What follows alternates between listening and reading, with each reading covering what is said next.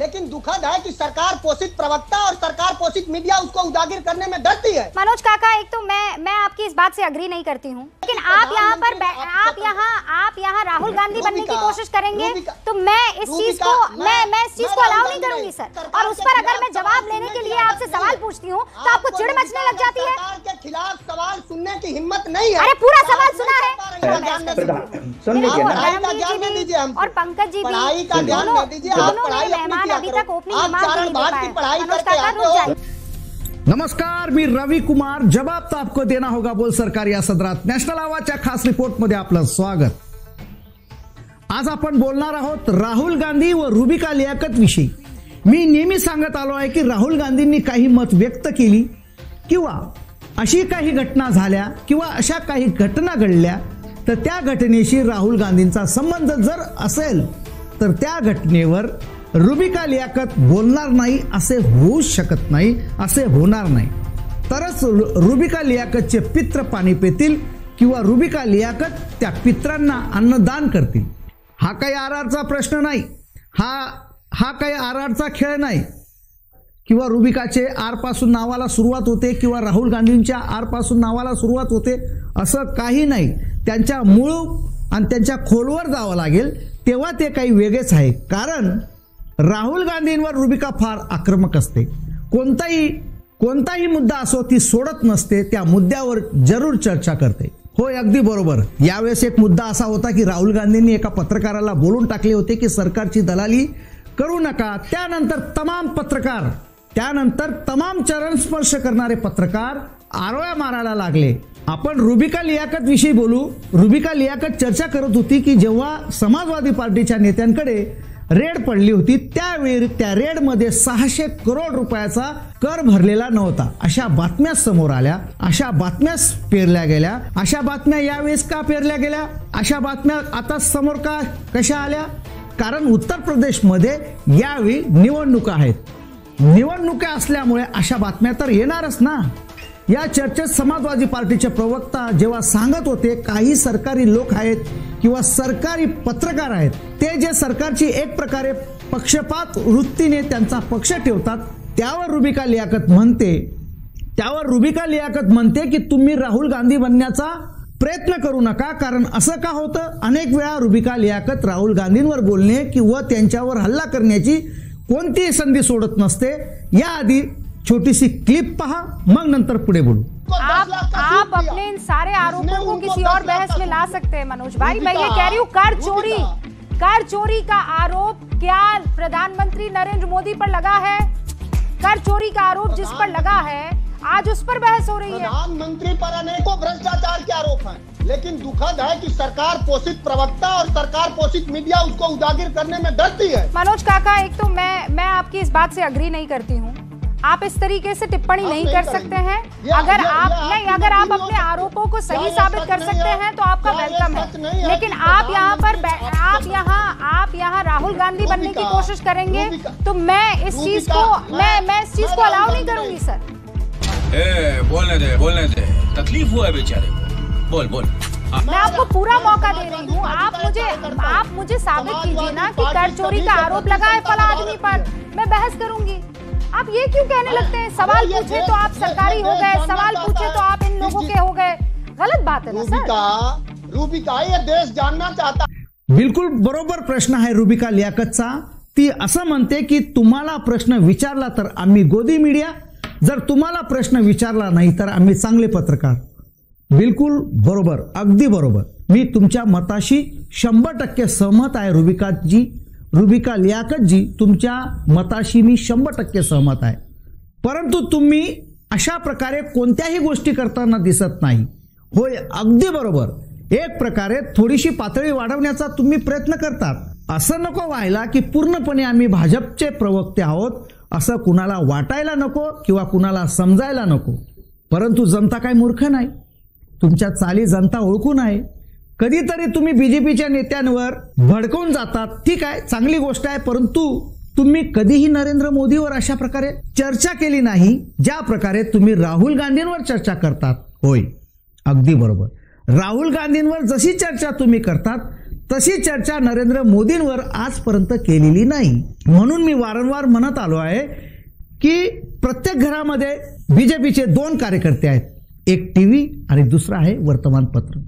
राहुल गांधी जेव्हा लॉकडाऊन काळात कॅमेरा घेऊन नागरिकांच्या किंवा मजुरांच्या वेदना समजून घेण्यासाठी बाहेर पडले होते, तेव्हा रुबिका लियाकतजी तुम्ही म्हणाले होते की कॅमेरा, ऍक्शन, अँगल, आवाज असं त्यांना तुम्ही ट्रोल करत होतात आणि तुम्ही त्यांना पत्रकार आहेत अशा प्रकारे तुम्ही डिवसण्याचं काम केलं होतं. तुम्ही एक शो पण केला होता आणि राहुल गांधींवर प्रश्न उपस्थित केला होता, परंतु तुम्ही आजपर्यंत नरेंद्र मोदींवर प्रश्न उपस्थित केले नाही. जेव्हा नरेंद्र मोदीजी कचरा उचलायला जातात तेव्हा ग्रीन चटईवर कचरा टाकला जातो, तेथे नरेंद्र मोदी पोहोचतात व त्या कचऱ्याला उचलतात, लोकांबरोबर होय गरिबांच्या महिलांचे पाय धुतात, परंतु त्यांच्या शासनमध्ये दलितांवर अन्याय वाढला आहे का कमी झाला आहे?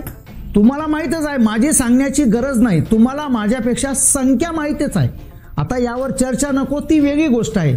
अशा कित्येक गोष्टी आहेत त्यावर तुम्ही राहुल गांधींना घेरतात आणि विषय नरेंद्र मोदीचा आला तर तुम्ही गुपचूप बसतात. होय का नाही?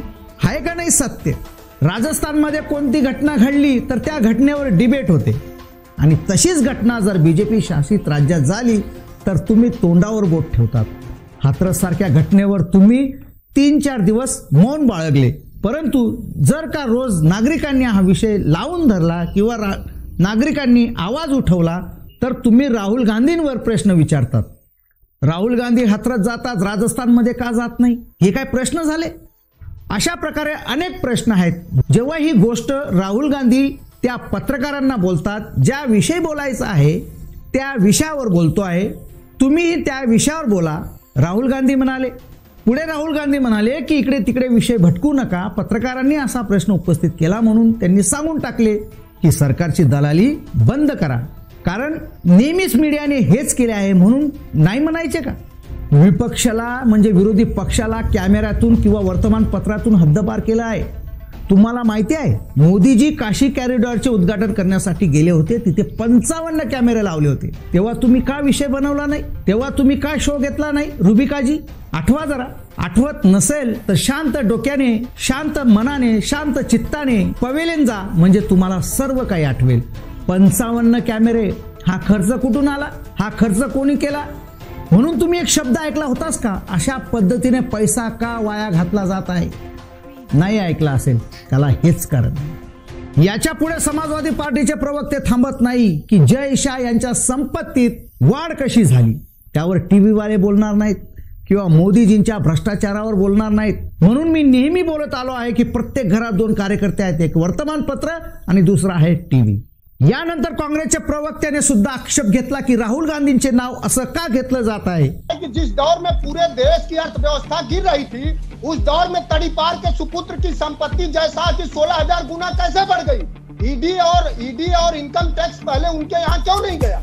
ये तो सवाल है, पूरा देश जानता है. रोहिणी सिंह की रिपोर्ट है, आप भी जानती हैं, मुझे अच्छे से पता है, आप विदुषी पत्रकार हैं, लेकिन अब आपकी कौन सी मजबूरी है कि आप उसको नहीं सवाल में खड़े कर पाएं? मुझे नहीं पता आप किसकी बात कर रहे हैं, और मैंने ऐसी कोई रिपोर्ट अभी पढ़ी नहीं है. नहीं, जय शाह पर जो आप आरोप लगा रहे हैं वो तो उसका जवाब देने के लिए यहाँ दोनों लोग बैठे हुए हैं, वो देंगे जवाब.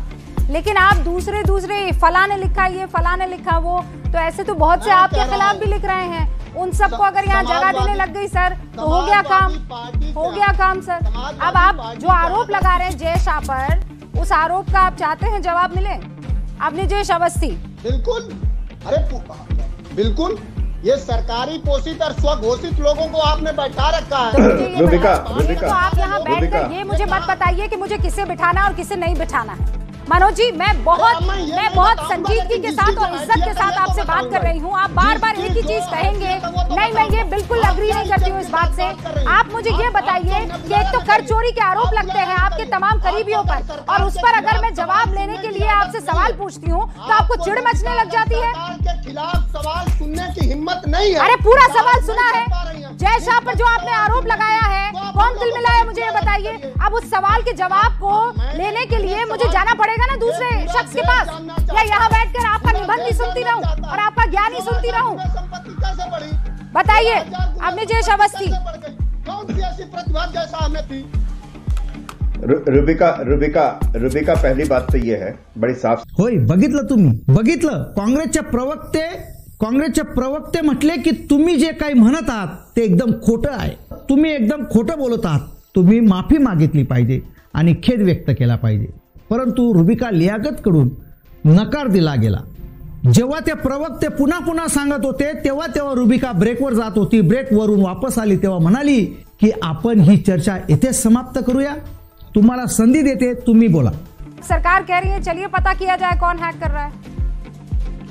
सबसे पहले तो मैं रुबिका जी धन्यवाद, आपने मुझे मौका दिया, काफी देर बाद ही सही, मैं धैर्य से आपको सुन रहा हूँ. लेकिन शुरुआत में आपने मनोज जी को जवाब देते हुए कहा कि राहुल गांधी बनने की कोशिश न करिए. ये बेहद निंदनीय आपका ये वक्तव्य है, आपको इस पे खेद व्यक्त करना चाहिए. नहीं करूंगी सर, खेद उन्हें व्यक्त करना चाहिए. मत करिए. सवाल पूछने पर अगर वो किसी पत्रकार को सरकारी कहने लगे, दलाल कहने लगे, तो मैं लगातार उन शख्स से सवाल करूंगी. वो पत्रकारों पर इस तरीके से, आप खुद एक पत्रकार रहे हैं सर, अगर आप नहीं और अब आप कहाँ हैं ये आप जानते हैं, तो ये तरीका ठीक नहीं है कि जो उनकी बात कहे वो पत्रकार और जो उनसे सवाल पूछे उनको वो कुछ भी नाम दे दे.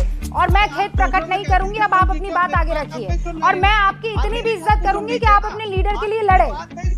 नहीं, मैं सुनूंगी और मैं सुन भी रही हूँ. नहीं सुन रही तो सुनने के बाद जवाब दीजिए, यही आप अपेक्षा सबसे करती है और मैं यही कर रहा हूँ, इतनी देर से चुपचाप बैठा हूँ.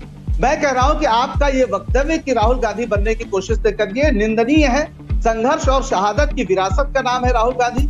जिस तरीके से वो तमाम मुद्दों पर इस देश को, चाहे कोरोना का मुद्दा रहा हो, चाहे वो नफरत का मुद्दा रहा हो, सुन लीजिए, बहुत धैर्य आप भी रखिए रुबिका जी. मैं भी धैर्य से आपको ये बात कह रही हूँ, सब्र से ये बात. राहुल गांधी अब राहुल गांधी पर डिस्कशन हमारा है नहीं सर. मैं ब्रेक ले रही हूँ और मैं फिर कह रही हूँ मैं खेद व्यक्त नहीं करूंगी. खेद आपके लीडर को व्यक्त करना चाहिए जिन्होंने पत्रकारों को अलग अलग नामों से पुकारा है, सिर्फ इसलिए क्योंकि वो सवाल पूछ रहे थे. लौटेंगे जल्द. इनकम टैक्स चोरी का सच क्या है, सारे खास मेहमान हमारे साथ बने हुए हैं. और पंकज जी, चूंकि आपसे बात पूरी नहीं हो पाई थी, मैं चाहती हूँ पहले आप अपनी बात पूरी करें. टॉपिक जो मैं पहले बता रही थी वही, अच्छा पंकज जी से हमारा संपर्क टूट गया है, लेकिन होय, तुम्ही रुबिकाला ऐकले आणि राहुल गांधींवर शाब्दिक हल्ला का करते किंवा काँग्रेसवर शाब्दिक हल्ला का करते, जे शब्द रुबिका वापरते ते शब्द काँग्रेसवर का, भाजपवर का नाही, असे प्रश्न, असे अनेक प्रश्न या निमित्त मेनस्ट्रीम मीडियाला विचारला जात आहे. गेल्या 7-8 वर्षापासून बीजेपीची सरकार आहे, त्या सरकारला गोदी मीडिया प्रश्न विचारत नाही. परंतु एखाद्या प्रवक्त्याने भाजपला प्रश्न विचारला तर त्या प्रश्नाचे उत्तर बनून तुम्ही समोर उभे राहतात. तुम्ही हे विचारले आहे, तुम्ही हे केले आहे, तुम्ही ते केले आहे, तुम्ही असं का केलं, तुम्ही तसं का केलं, ज्या गोष्टी आहेत भाजपचे प्रवक्ता किंवा भाजप बोलतो तेव्हा ते चांगले वाटतात. परंतु आपल्या डिबेटमध्ये मी कधीच बीजेपीचा प्रवक्ता पाहिला नाही. बीजेपीचे समर्थक जे लोक आहेत ते स्टुडिओमध्ये येऊन म्हणतात की आम्ही राजकीय विश्लेषक आहोत. तसेच आपणही पत्रकार म्हणून येतात, परंतु कदाचित परत तुम्ही तुमची भूमिका, तुमचे काम विसरून जातात की मी एक पत्रकार आहे. हेच कारण आहे की नेहमीच रुबिका लियाकत राहुल गांधींवर शाब्दिक हल्ला करते. राहुल गांधी काही बोलले तर रुबिका लियाकत राहुल गांधींवर चर्चा घडवते, त्या शो मध्ये चर्चा करते, शो करणे विसरत नाही. ती म्हणते की काँग्रेस डबल स्टँडमुळे मी दुःखी होते म्हणून मी त्यांना उघड करते. आणि म्हणूनच मी सुद्धा तुम्हाला सांगतो रुबिकाजी, मी सुद्धा तुमच्या अशा प्रकारे, अशा वागण्याने दुःखी होतो, म्हणून मी अशा बातम्या देत राहीन. तुर्तात इथंच थांबूया. तुम्हाला जर काय व्हिडिओ आवडल्यास लाईक व आपल्या मित्रांमध्ये शेअर करायला विसरू नका. आपण जर का आपल्या चॅनलवर नवीन असाल तर कृपया सबस्क्राईब करा, कारण नॅशनल आवाजचा व 85 आवाजचा प्रत्येक रिपोर्ट तुम्हाला लवकरात लवकर पोहोचेल. आणि तुम्हाला हा व्हिडिओ कसा वाटला कमेंट करून मला. रविकुमारला द्या परवानगी. नमस्कार.